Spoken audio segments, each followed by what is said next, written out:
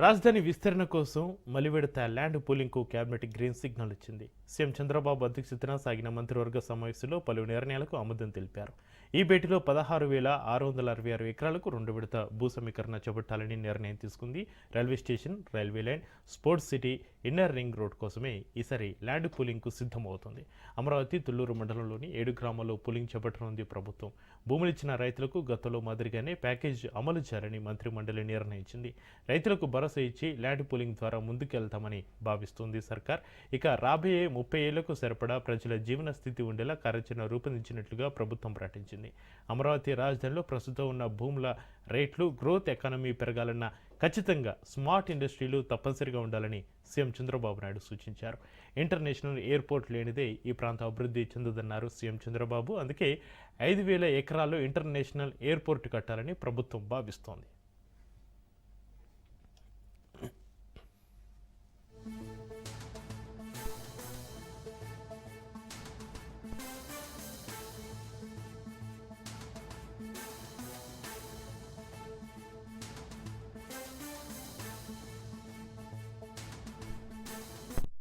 సభ్య కమిటీని ఏదైతే బాబు గారు ఏర్పాటు చేశారో పెమ్మసాని గారు ఇక్కడ వివరించడం జరిగింది. దాని మీద చర్యలు తీసుకోవడం కూడా జరిగింది. అందులో భాగంగానే health cards government last Amaravati రాజధానిగా తీసుకున్న తర్వాత హెల్త్ కార్డ్స్ ఇష్యూ చేశారు ఇక్కడ రైతు ఫ్యామిలీస్కి. వాటిని తర్వాత వచ్చిన గవర్నమెంట్ వాటిని కంటిన్యూ చేయలేదు, అవి క్యాన్సిల్ అయినాయి. మళ్ళీ దాన్ని గవర్నమెంట్ రాగానే రెన్యువల్ చేశారు.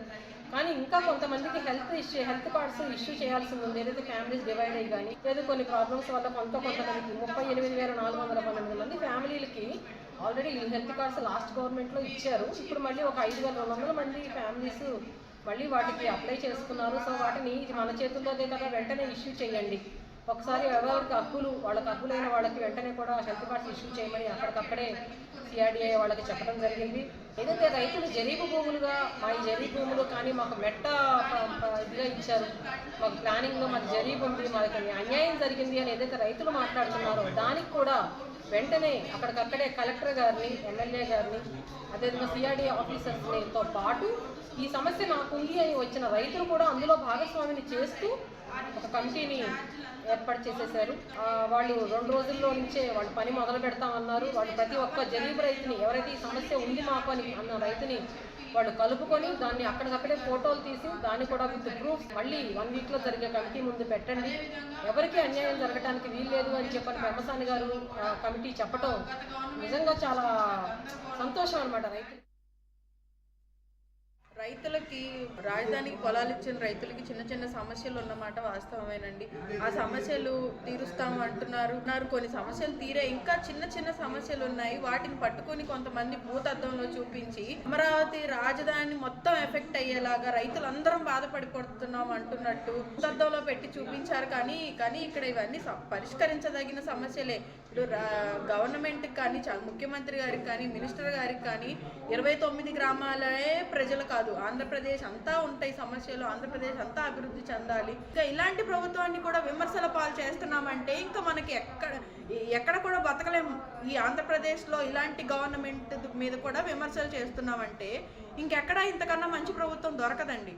కాబట్టి సమస్యలు ఏవైతే ఉన్నాయో అవి సామరస్యంగా పరిష్కారం చేసుకోవాలి. కానీ మళ్ళీ ఇలాంటి ప్రభుత్వం మీద కూడా ఉద్యమం చేస్తాము అని మాట్లాడుతున్నామంటే ఇంకా అసలు ఎలాంటి కండిషన్లో ఉన్నామో మనమే అర్థం చేసుకోవాలి. రైతుల నుంచే పరిష్కారం కోరి మరీ పరిష్కారం చేస్తున్నాం అంటున్నారంటే నెల కూడా ఇలాంటివి జరుగుతూ ఉంటాయి. సమస్యలు ఉన్నవాళ్ళు ఎవరైనా వచ్చి ఇక్కడ పరిష్కారం చేసుకోండి. మీ నాయకులకు చెప్పండి, మీ ఊర్లో ఉన్న నాయకులకు చెప్పండి, ఫస్ట్ మాకు ఇది సమస్య, నెక్స్ట్ మీటింగ్ పెట్టినప్పుడు మమ్మల్ని తీసుకెళ్ళండి అని అడగండి. మీరు రండి, వచ్చి మా సమస్య ఇదండి అని చెప్పుకోండి. అంతేకాని సోషల్ మీడియాలో పోస్టులు పెట్టడం వల్ల, మీరు నెగిటివ్గా మాట్లాడటం వల్ల ఒరిగేదేది లేదు. సమస్యని భూతద్దంలో చూపించడం వల్ల పరిష్కారం వల్ల అందరూ గవర్నమెంట్ నష్టపోతుంది, రైతు నష్టపోతున్నాడు. సమస్యకి పరిష్కారం ఏంటో వెతుక్కోవాలి. ఆ పరిష్కారం దిశగా వస్తే ఇక్కడ